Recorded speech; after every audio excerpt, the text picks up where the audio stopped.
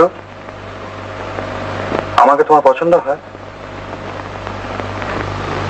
কিন্তু আমি যে তোমার চেয়ে অনেক বয়সে বড়।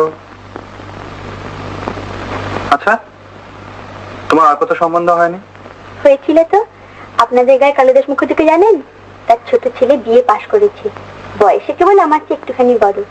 তার নাম শশধর। তাকে তোমার পছন্দ হয়? কিন্তু শশধর যদি তোমাকে পছন্দ না করে?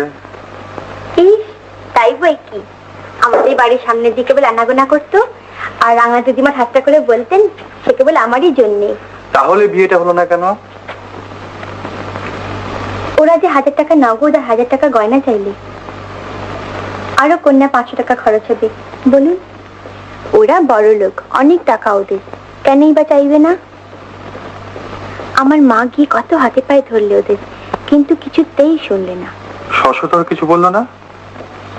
বাপ মার মুখের উপর কি বলবে, তারও তো বয়স বেশি নয়। তাও তো বটে।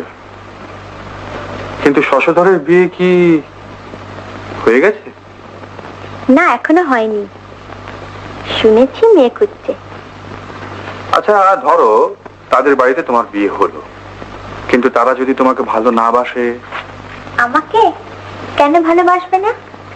আমি যে রান্না করা, সেলাই করা, সংসারের কাজ সব জানি, আমি একাই তাদের সব কাজ করে দেবো। তাদের সব কাজ তুমি নিশ্চয়ই করবে তো? হ্যাঁ, নিশ্চয়ই করব। তাহলে মাকে গিয়ে বলো শ্রীকান্ত তা বলেছে 2500 টাকা পাঠিয়ে দেবে, কেমন?